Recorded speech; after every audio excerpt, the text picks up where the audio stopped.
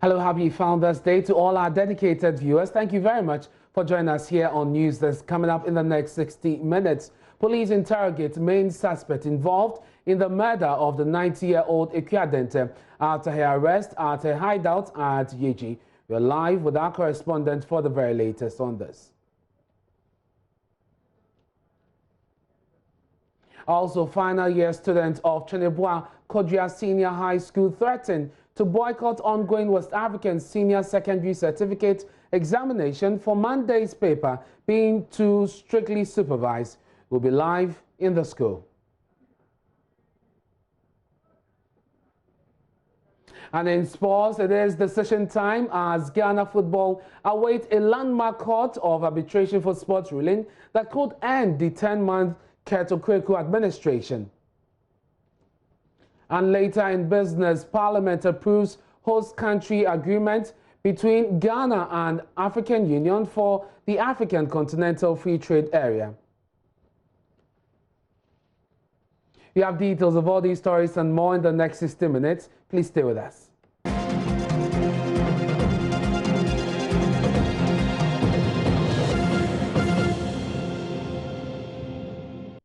Hello again, many thanks for joining us. Let's settle for the details now. The priestess Sirini Fatima, suspected to have been involved in the murder of the 90-year-old Ekuadente, has been arrested from a hideout at Yeji in the Bono East region. The suspect is currently being interrogated by police in Salaga. We've been joined by correspondent for Yeji, Isaac Nonya, with some more on this. Isaac, thank you for joining us here on Newsdesk. First of all, tell us about this priestess, who she is and how influential she is in that community. Thank you, Mino. Serena is the firstborn of a family of 7. She comes from Wa in the Upper West region, of a location called Jejeriyiri. She found herself in this business of magic when she was 25 years. And the family, being coming from a Muslim background, disagree with her powers, and then she left the home and relocated into Yeji. She had been there for some time till her business becoming very popular in the midst of the traditional authorities and the traditional rulers in the area. I can say Serena has practiced from almost 15 to 20 years now, and mostly operate her business within the Savannah region and that of the eastern and northern regions. She has been there for some time until this particular incident happened, where the 90-year woman was allegedly murdered by her group, and the reality of her came up. So we understand that she is currently in the grasp of the police, being interrogated by the Salaga police. However, because of security reasons, we understand she may be moved from there soon. Tell us more about that. Precisely so, Meno. No, she was picked up somewhere the early hours of last night, following the tip-off by informants in the area. Just like the Latifa Bomaya, who was also exposed by a female informant, it was like a similar situation where a female informant within the environment of Yeji also disclosed her identity to her location to the police in Salaga. I must say that the officials who came from Accra, the CID officers, are playing a critical role in conjunction with the police on the ground, leading to her arrest. If you go to the Savannah Regional Police Command and that of the East Regional, East Gonja Municipality, you will see the assignment written on the faces of the police officers following the arrest of this particular lady.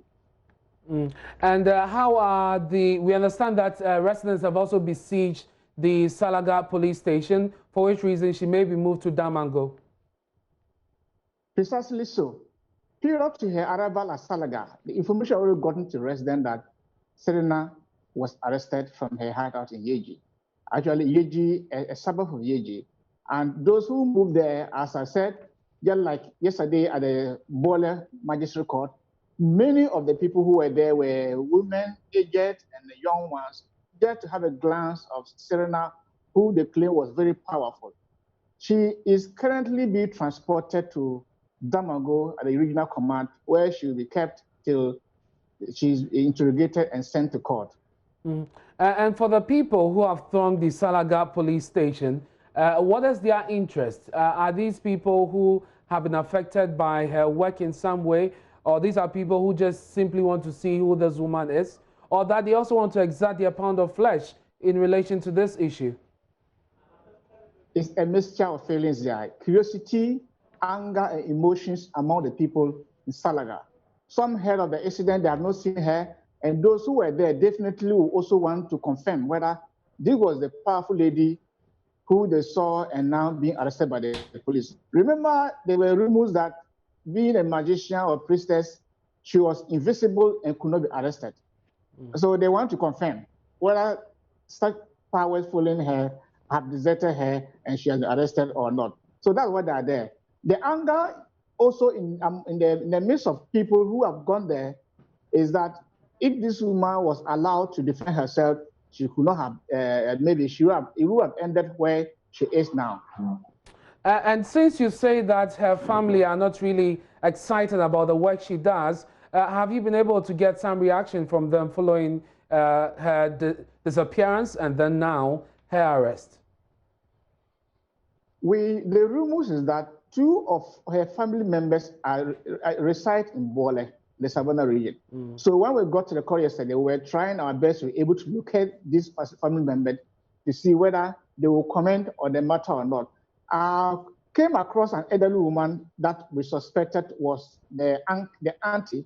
She claimed she just came to the place and would be able to comment on the matter. But definitely, the family will not be happy based on how she exited home and the anger on her and how she left and what is happening now. Their name is, you know, Mohammed. Serena's name is called Mohammed. That is the father's name. Notwithstanding several people bearing the name Mohammed, the family within the jurisdiction where she comes from will know, and the resident there will also know that this is your daughter who was one there and you let her out, and this is how she's dragging your name into the mud. But hey, we shouldn't say that Serena will not defend herself. She's going all out, just like what Latifa said. She didn't know what happened. It was like magical powers that were bestowed on her. What she did was not based on her knowledge. So she did it without knowing what happened. And we'll see how this pans out in courts. Thank you very much. Isaac Nona is our Savannah region correspondent following that story for us keenly. Once she's moved from Salaga to the Damango police, we'll get you the police account of her statement as well as the interrogation and when she will be arraigned as well. Let's stay in the northern region because in Kambungu, in the Kumbungu Nampanduri district of the northeast region, a group of people have also kidnapped an 83-year-old man on accusation of he being a wizard and for allegedly being responsible for the death of their family member. We are joined by ELIASU TANKO, our northeast region correspondent, for more on this. ELIASU, tell us more about this developing story. We understand the accusation came in June when one member of the accusing family, when they lost a member of the accusing family died. They accused this 83-year-old man of behind the death. And so, first of all, we understand the people when they burned down his house and then took him to the local chief in the area just to get him to go and see a witch doctor. And then from there... ELIASU, just before you proceed, you're saying that the accusation came from his own family members? This is a different family accusing him of being behind the death of their family relatives. Okay. And so that was in June, and the people besieged his home in the village, burned it down before they summoned him to the local chief in the area just to get him to see a witch doctor. We understand that wasn't successful. The matter was moved to the Bunkurugu chief, who is the paramount chief in the area, just to force the man to face the witch doctor. That also did not materialize. And the family went ahead, took the matter to the Nairi, who is the overlord of the area. And so we understand the issue was still at the Nairi when these people yesterday went to the man's house lured him or deceived him that the clan head was calling him for a meeting. Midway, they kidnapped him, and then the family is claiming that he's nowhere to be found as we speak. And so has this issue been drawn to the attention of the police? Has it been reported to the police, actually? Yes, according to the family, when his house was burned down, the matter was reported to the police. The police initiated an investigation. The two families later came together to say that they were withdrawing the matter from the police to settle it at home. And so when this kidnapping incident happened, according to the son of the man, the police was involved. And the police actually came to the village. And as we speak, it is believed that the man is being held somewhere in neighboring Togo. And because of that, the police was not able to cross into Togo. Okay. They have to come back, meet their superiors, follow the protocols possibly before they will be able to go and take any action. And so as we speak, the police has deeply been involved in this matter. And I understand a fresh rescue mission has been launched this morning to try and rescue this man. Very well. ELIASU, thank you very much. And this is a story that has just come in. ELIASU will be following it all the way through to get us some more on this. An 83-year-old man accused of being a wizard and has allegedly been kidnapped. ELIASU, our Northeast region correspondent, will be bringing us more in the subsequent bulletins. But this is JoyNews. You're watching News Desk, and this is your election headquarters.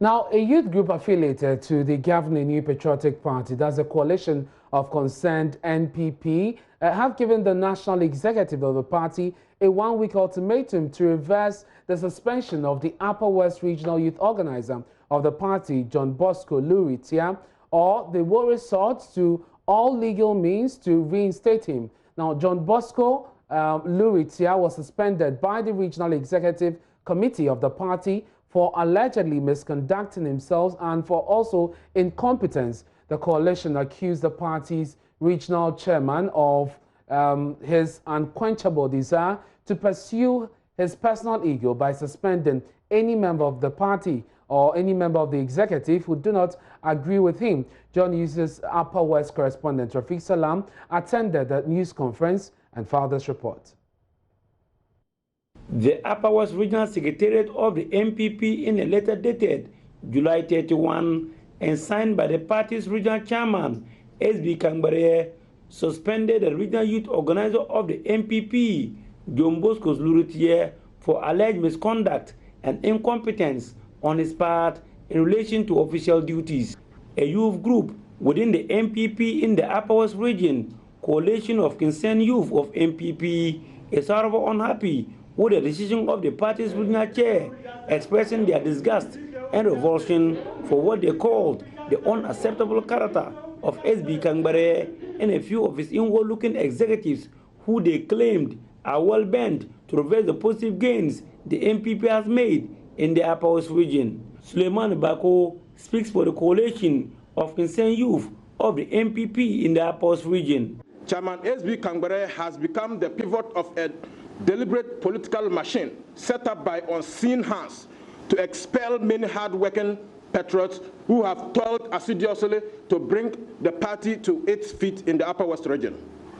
All his draconian decisions are born out of self-seeking emotions powered by an unquenchable desire to pursue his ego at the peril of the party's health.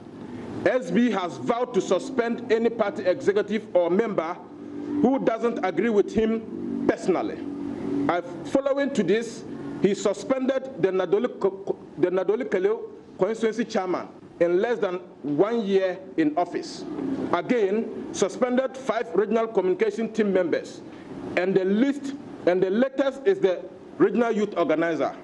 The concerned youth expected the Upper West MPP's chair, where he sought to have applied sobriety, dexterity, and diligence to the issue on hand, considering the timing to the general election. It is absurd and repulsive that Chairman Kangbare orchestrated a petition from a fugitive who betrayed the trust of the party in the 2016 general elections, the said fugitive was called to present a frivolous and an empty petition against Mr. Lurutier John Bosco with the speed of light. Chairman S.B. Kangbare set aside due process as outlined in our party's constitution, went ahead to suspend the fulcrum of the youth wing, and further set up a kangaroo committee to oversee the running of the youth wing. It is our considered view that any regional chairman worth his salt would have applied sobriety, dexterity, and diligence to these issues, considering the timing that we find ourselves in. According to the coalition, 18 of the 22 youth organizers and their deputies in the region, presidents of TESCOM, and the leadership of Regional Youth Secretariat and the various youth camps across the region have signed a petition distancing themselves from what they called the frivolous allegations raised by the petitioner against the hardworking youth organizer. If we follow the due process and we feel that the right decision is not taken, we as youth of the party will not take the law into our own hands, because we know that the party is doing good work in government. And for that matter, we wouldn't want to do anything that will destroy the image of the party. But we will take the appropriate legal means that will what? Seek to reinstate the regional youth organizer, the legitimately elected regional youth organizer who has proven beyond reasonable doubt in the recent times as the best regional officer in the regional executive committee. Reporting for JoyNews, Rafiq Salam. Now, Defense Ministry says it is investigating a case of alleged impersonation by men in military uniform accused of terrorizing residents in Banda in the Bono region. The Banda constituency has been a hotbed of controversy, with the opposition NDC accusing government of deploying the military to intimidate prospective voters in the ongoing registration exercise. The Banda Traditional Authority had also complained about the armed men in military uniform patrolling some registration centers and intimidating applicants. Speaking on PM Express Monday night, Defense Minister Dominic Nitiwo dismissed the allegations, insisting the accused gun-wielding men are not members of the official armed forces. Which video? I've told you several times that Banda is an isolated local problem that the military was invited to come and resolve those problems. Yeah, but that's if Bimbila people, that's my point. That the invitation alone. Can I finish? If the Bimbila people, when I say they were invited, if Bimbila people start to cause trouble in police station, the military will be invited by respect to come there. That's the point I'm trying to make. To deal with the threat of violence. To deal with the threat of violence. Not. And remember. Suspicion of foreigners. No. I've said that. No suspicion of foreigners registered. They deal with the threat of violence. And I've told you that in the video where you saw the military man talking to the people, okay, in the line, they were talking to them. These people were in boats of more than, there were about three or four boats. In fact, when I spoke to both of them, they also had 3 or 4 boats.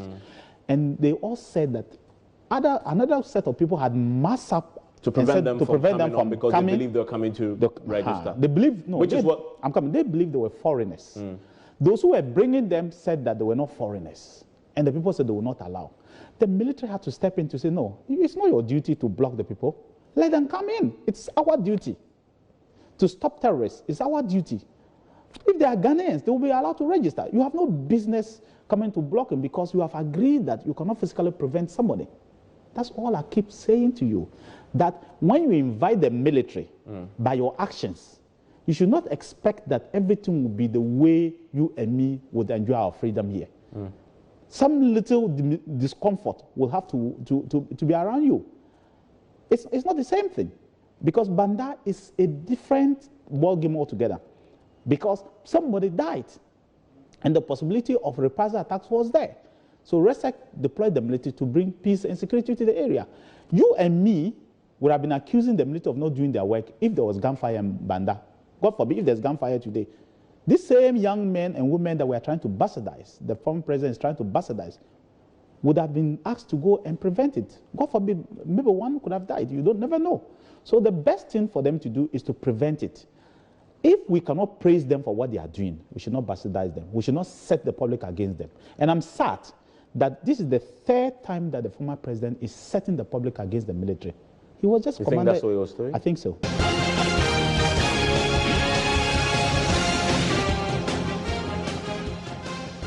And of course, this is your election headquarters. Later today, we'll bring you some updates from a news conference from the governing New Patriotic Party and the opposition NDC. Now, candidates at Treneboa Kodua Senior High School at Kumewu in the Ashanti region on Monday threatened to boycott the ongoing West African Senior Secondary Certificate examination. They accused school authorities of what they say is too strict supervision in their first paper, demanding the headmaster leave the examination hall. Nanaya Ojima is there in the school and joins us live. Nanaya, I'm wondering, this is quite interesting. What do they mean when they say the supervision was too strict? According to the students, they say that the teachers and the head teacher were being too strict. I wouldn't know what exactly they mean. I tried asking them, but they couldn't give me specific reasons why they are giving such an excuse or why they are saying that. So it's up to the students to give us why they say the teachers and the invigilators were too strict on them. Well, but you've been interacting with the school authorities as well. What have they been telling you? So according to the school authorities, they were going about their normal duties as they do every year during the examination period. The required number of teachers were put to the to the various examination halls, and they were going about things normally. So they were even taken by surprise when, after the first part of the integrated science paper, when the students started routing, claiming that they've been too strict on them, some with claps marched to the district chief executive to complain about the behavior of the headmaster. According to them, the headmaster was also too strict on them, and they were not happy with he being able or allowed to enter every classroom where the examination was being taken or the examination were taking place. So the students wanted the district chief executive to take out the headmaster or withdraw the headmaster from the examination center, and others who didn't march to the DCE went straight to the dining halls of the school, and the food that they were given, they rejected it, threw away the food, and also toppled over some of the seats or the furniture in these dining halls. So that's exactly what happened yesterday. And I have the district chief executive here, Mr. for the Seche Kumewu district, Mr. Ade, here, and he will be explaining to us what they've been doing so far after the students came to him and what it took for them to get the students back into the examination halls to write the second part of the integrated science examination. So, sir, we know that the students threatened not to write the second part of the students, and it took of the examination, sorry, and it took your intervention to get them back into the examination halls to write the second the paper. What exactly did you do? Well, thank you very much. I just assured them that they need to write a second paper so that they will be complete, and that it is their future. Whatever that might have transpired, we will be able to trash it out after the paper. So I also, together with the team that we visited, took some time to be with them, and then I think they took the paper. The teachers, the invigilators also played dual role. They inspired them, psyched them, and they were able to go through the practicals, and it was well. So they were saying something about the invigilators being too strict. They came to you, and you've been in the middle of this issue, so you understand their issues. What do they exactly mean by strict invigilation? Yes, what I heard and what I've put up three-man committee that they should go deep down there and then get the cause, the remote cause. But I believe that the whole thing centered not only on the invigilators. I think they alleged that one of the teachers was attacked by the headmaster, took the phone and then hit it on the ground. And I believe that they were not pleased with it. And as you rightly said, I personally also was baffled. What were they expecting that they couldn't get? So I told them that, well, we need to look at that aspect also. But the major issue that confronted me, that I had to overcome, was the paper that they decided not to write. And we were able to right the wrong and then get them back to the classroom. There is peace. The rest of the issues that boiled up the matter, we will go into it and then come out. I've been interacting with some of the students, and according to them, they don't want the headmaster in any of the examination halls from tomorrow when the examination resumes. What are you doing about this? Is he still going to be at post and work with other invigilators to ensure that the examination goes on successfully? The security of the exams is quite paramount, and as I rightly put it, yesterday I was with the Director of Education here, and we will not do anything to mar the peaceful atmosphere that we are enjoying currently. So even if it is me, that will be the detractive factor. I will sacrifice myself. So it is in his own interest, and then the security of the exams, so that the other frontliners, we have deputies, so that at the end of the day, when all is said and done, he will also be protected. So his security is quite paramount. So my final question, I know that there was some property damaged in the dining hall. Can you give us the extent of damage that was done to this property, this school property, and who pays for them? Let me be frank. These containers that they eat from, metallic, that I have been there, and I wish you could be there. This very morning, they ate, and you could see that nothing was damaged, let me put it that way, except the furniture, one or two, which had been replaced, and that will call in the school carpenter to come and then work on it. So yesterday, I personally, as the dissect chairman, the decision that the case took, though if they had not done it, it would have been better. But once they decided that they will channel their grievances to us, like the appropriate cutters, it is enough justification that we can't malign them. Were they legitimate, the issues that they raised? I think that we had restored calm. We'll look at them and then respond appropriately to the appropriate quarters. So Mr. Ade Ajekum is the district chief executive for Sechekumewu district, and he has been working with school authorities to restore calm to campus. And at the moment, there are at least 3 policemen here on campus. I can also talk about community police assistants. Not less than 4 of them are also here on campus.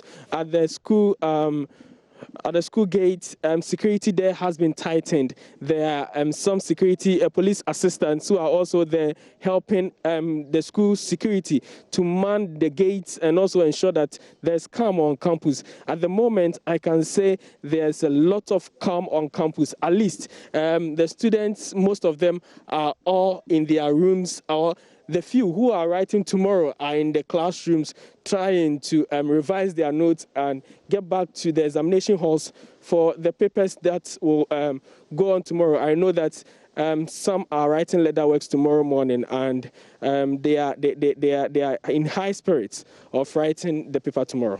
Thank you very much. Nanel Jima is my colleague with Insura FM, bringing us those details from Kumasi there, students of Chinebo SHS who are not happy with what they say is strict supervision with their first paper yesterday and want the headmaster withdrawn. That issue will be addressed, and we'll bring you more on WASSCE as the paper continues. But let's come back here to Accra. Residents of AWOSHIE in Accra have mounted roadblocks in protest of the poor state of the community's road. That's the road network. My colleague Nanaya Osafo joins us live from the demonstration scene. PSU, tell us about the demonstration this morning. how many of them have thronged the street, and what is happening? Paint the picture for us. Yes, indeed. And here at AWOSHIE Mangwase, a few miles from AWOSHIE Barnyard, where several crowds here, without respect to social distancing, have gathered. Most of the youth here are angry and are demonstrating. They are clad in red headbands, and there are also at least, I count about 4 military pickups that have just arrived at the scene. The youth are angry over what they claim is the negligence from government and authorities. They've had 40 traffic lights here for about the past 4 years. And what triggered this immediate spark of anger has been that yesterday, I'm told, in the hours of about 8 p.m., a young man was hit by another vehicle. They said enough is enough. There have been several deaths over the years, and they are not going to wait 4 more to die before authorities take action. The police are here, and also the military trying to calm the people down. And as I can see from the pictures you sent us, this has caused some huge traffic there on the road. You've been interacting with motorists. Tell us about, the frustration that they have been through and what they've been telling you. Yes. So what they are saying is, as I mentioned earlier, is the fact that lots of people have been dying here over the years. They said the traffic lights have not been fixed for the past 4 years, or at least so they are telling me. And so they've had enough. And so they told me that so authorities come and immediately see to it, or in fact they start seeing work on the road. They're going to back down.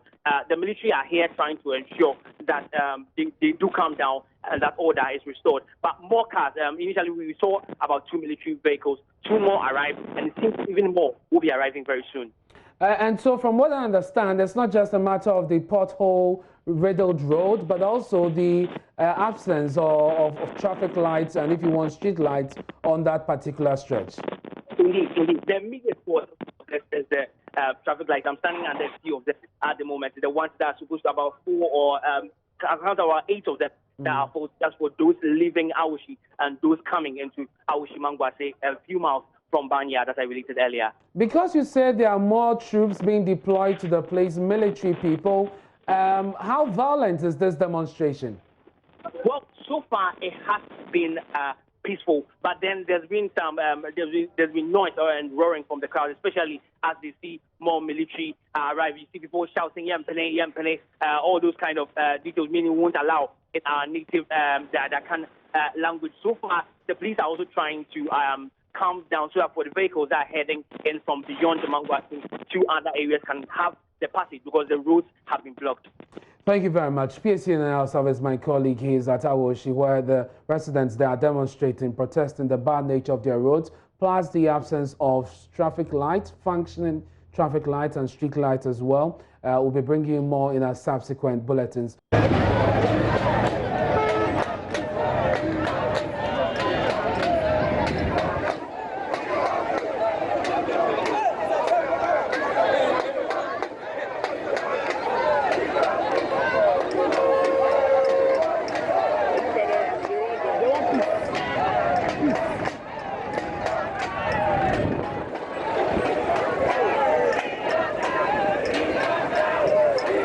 And those are scenes from AWOSHIE Mangwase, a few miles from Barnyard, where angry residents have blocked the road since 8 a.m. They say they are frustrated over the rate of deaths here due to dysfunctional traffic lights.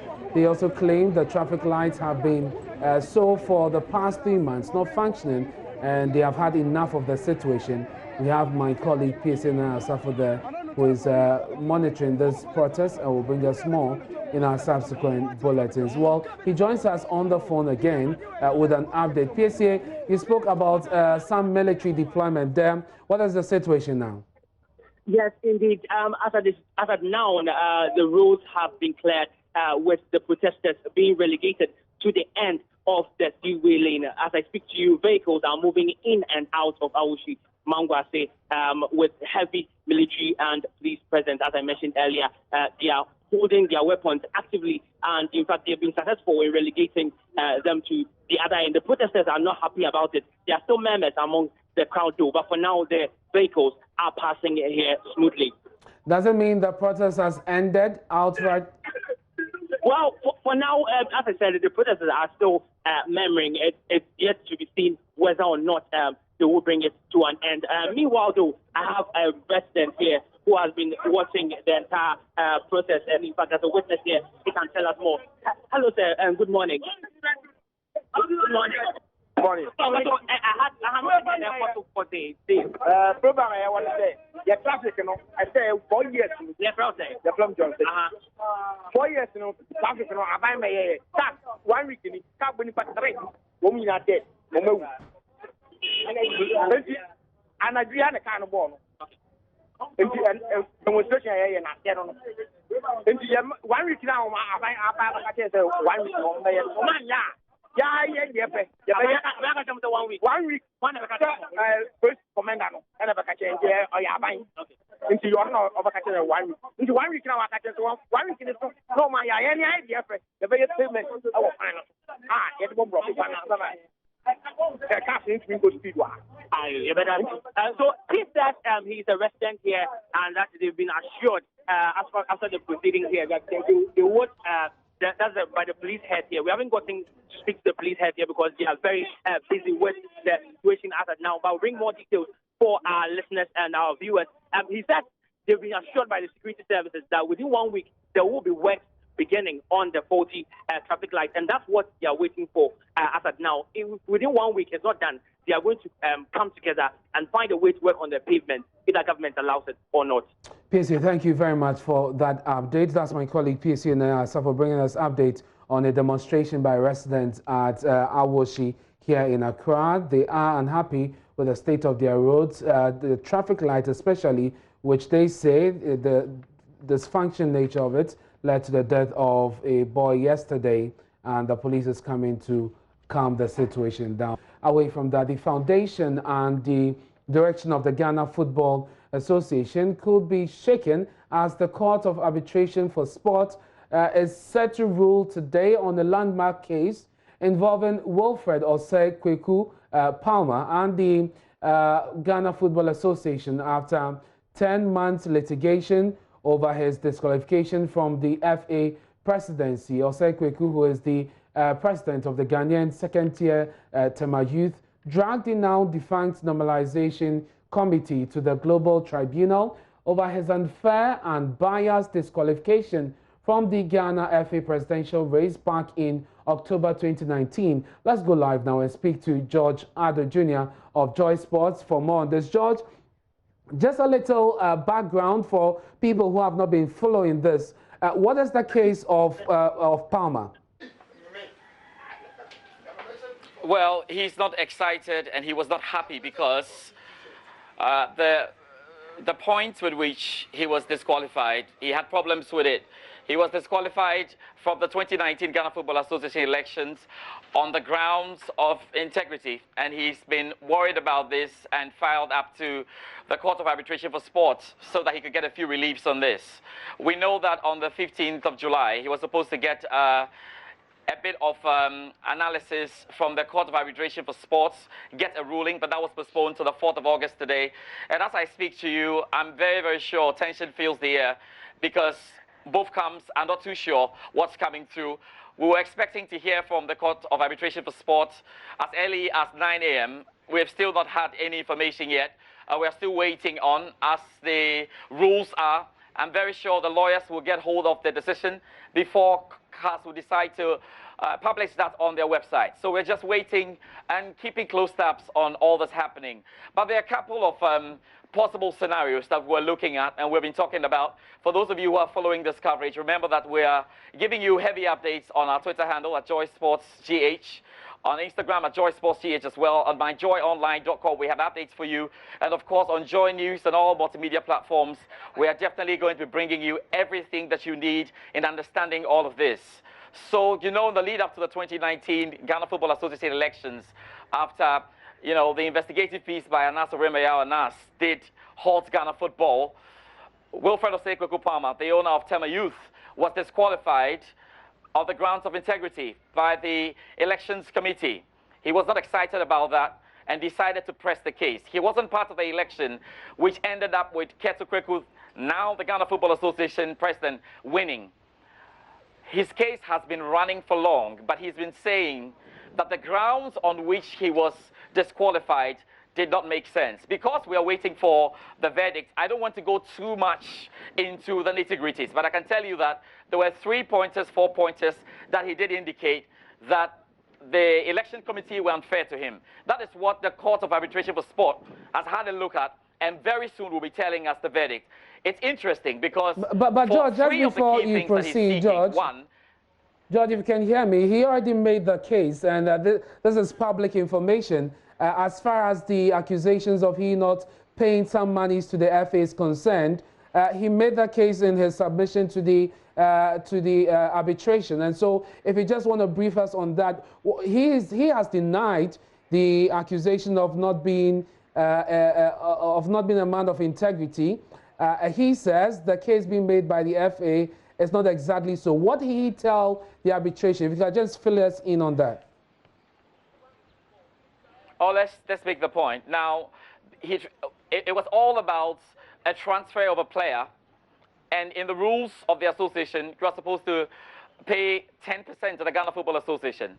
But you see, it's a long thing. Let me just make it very short so that you can understand. Now, the ITC for the player, on which you can use to make any case, was not issued by the Ghana Football Association according to Wilfred Osei-Kweku-Palmer, and therefore there was no point in allowing the Ghana Football Association to come to him and say he had not even paid. So that is something that he's contesting. Another thing he's contesting is, yes, the likes of George Afriyie and Keto Kweku had issues that were involving their clubs. But in dealing with them, they separated the clubs from the personality. If you understand what I mean. Yeah. Keto Kweku had an issue when he was with Dreams FC, but Keto Kweku was not the same as Dreams FC so far as the elections committee was concerned. So Wilfred Osei-Kweku-Palmer is the owner of Tema Youth, and he says, I am not the same as Tema Youth. If Tema Youth has not paid monies to the Ghana Football Association, even if that accusation is true, why should Wilfred Osei-Kweku-Palmer, the personality, suffer as a result? That's another case that the Court of Arbitration for Sport is looking through. So it's going to be interesting how the decision is going to come through. But clearly, Wilfred Osei-Kweku-Palmer believes that he was disqualified on unfair grounds. He feels that the other candidates went through a process, and he should have easily gone through the process because the same reasons that was given for the other candidates to go through should have just worked for him, and he should have been part of it. If he was going to be affected because of Tema Youth issues, then equally, George Afriyie and Keto Kweku should also be affected because of their club issues. So that is where the argument has gone, and the Court of Arbitration for Sport is going to be giving us a verdict on that. And you were talking about three scenarios. Yes, go ahead on that. Yeah, go ahead. You were telling us about what could potentially happen. Because, the Court of Arbitration for Sport can say or can decide to grant the reliefs that Wilfred Osei-Kweku-Palmer has put in there. One of those is that particular ruling that said he was disqualified based on those grounds should be nullified, and that he as a person must be cleared. It's interesting when we talk about Ghana football, you want to talk about the clubs and the personality, but it's important for Wilfred Osei-Kweku-Palmer to clear his name and make sure that he has no, in quotes, integrity questions on his thing. So he's first of all seeking that the points or that case against him that he was disqualified will be nullified. That's the first thing that he's looking at. The next thing is that if that case is going to be nullified and disqualified, then it means that there is a big story and big case for a re-election. And that's up to the Court of Arbitration for Sport to decide if we're going to have a re-election. That means that the few months that Keto Kweku has been in office, all of that will be called null and valid, and then we go through it. There's also an opportunity, or there's also an angle where the Court of Arbitration Sport may well grant all that Wilfred Osei-Palmer wants, but may not call for a re-election. So we are yet to find out how it goes. And I must tell you that everybody's really looking forward to this, and it's an interesting one. Absolutely tense, because especially the fact that we didn't receive the verdict when we expected to, it means that there's a lot of work in that, surely. And I'm just wondering, is there precedence to this anywhere else in the world that we can refer to as far as this issue is concerned? Because of its potential damage it could have on football, especially here in Ghana. Well, I'm just wondering, because around the world there have been stories where there has been a re-election because the first election had issues. So if there has to be a re-election, there's no problems at all. Once the Court of Arbitration for Sport feels that there were problems with the first election and something must happen, they will definitely go ahead and say that let's have a re-election. It's not going to be new at all. It was rather incumbent on the election committee to have ensured that they had blocked all the areas and made sure that there were no loopholes for anyone to exploit.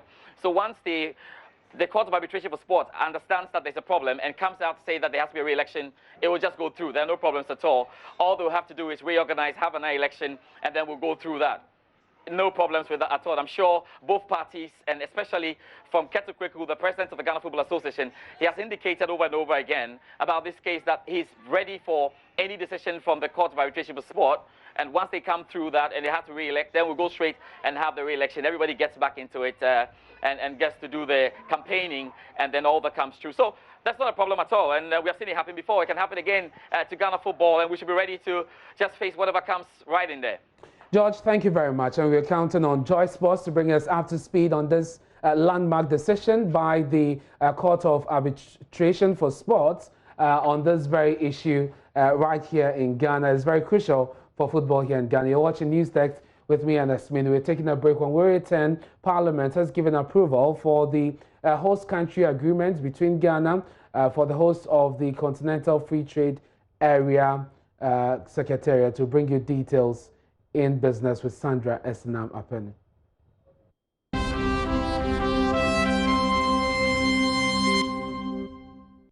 Good morning. Thanks so much for choosing Joy News. I am Sandra Esenam Apen. Welcome to Business. Parliament has approved the host country agreement between Ghana and the African Union for the establishment of the African Continental Free Trade Area Secretariat in Accra. A report by Parliament's Foreign Affairs Committee says Ghana will secure a premises for the Secretariat as well as provide the necessary security. Foreign Affairs Minister Shelley Ayoko-Bochwe told Parliament between 100 and 150 Ghanaians will gain job opportunities at the Secretariat. The AU process from inception to the signing of the AFTA agreement and the host country agreement today has ended up in Parliament. And what we are doing is opening the door for the Secretariat to start operations. Mr. Speaker, the Secretary General and his team, the first team to kickstart operations, will arrive in the country sometime this month. Indeed, it is true that we had to postpone it from March to August, and also even the operations of the Secretariat, the trading has been postponed to January. But we are on course, and we believe that this will happen very soon, despite the delays that have been caused by the COVID-19 pandemic. But in our obligations, Mr. Speaker, we are supposed to provide the office space, which we have, 4 floors at the Africa Trade House. We've also provided a residence for the Secretary General, and also we've granted diplomatic immunities and privileges to the full diplomatic immunities and privileges to the AFTA Secretariat, its staff and its dependents. About 85,000 businesses in Ghana are still closed down due to the coronavirus pandemic. This was featured in the COVID-19 Business Tracker survey by the Ghana Statistical Service. Charles Saite has more in this story. According to the COVID-19 Rapid Survey Business Tracker highlights by the Ghana Statistical Service, over 115,000 businesses have either permanently or temporarily closed down across the country. Here's government statistician Professor Samuel Kobuna Ene. Clearly, one of the major issues that led to closures of businesses was the partial lockdown in Greater Accra and Greater Kumasi, and indeed some pockets of the central region. Once we had partial lockdown, what that meant was that businesses naturally in these areas had to close down. Indeed, they had to close down involuntarily. The tracker also reveals that more than 45,000 workers have lost their jobs during the partial lockdown, with those in the accommodation and food sector badly hit. So far, more than 500,000 workers have also had their wages reduced. The accommodation and food subsector recorded the highest trough in sales. So although our bars mask the effect of the accommodation and food subsector. Indeed, the accommodation and food subsector recorded the highest decline in sales to the tune of 57%.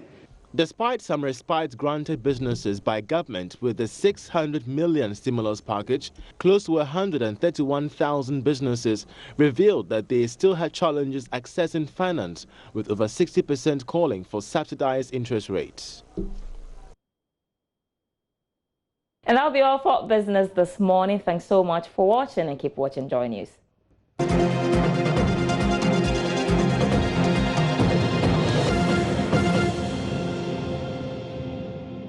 A recap of our top stories we brought to you. Police interrogate main suspect involved in the murder of the 90-year-old Ikuadente after her arrest at her hideout at Yeji. Went live to the region and spoke to our correspondent. Our information is that the suspect, the priestess, will be moved from there to Damango for further interrogation. And also we were live in Kumasi, where final year students of Chinebua Kodria Senior High School are threatening to boycott the ongoing WASSCE over what they describe as strict supervision, and then some analysis and also information on the decision of the football arbitration on the election that happened somewhere last year. We know that Palmer has sent this issue to court, challenging his disqualification. We'll be waiting for the decision of the court later today.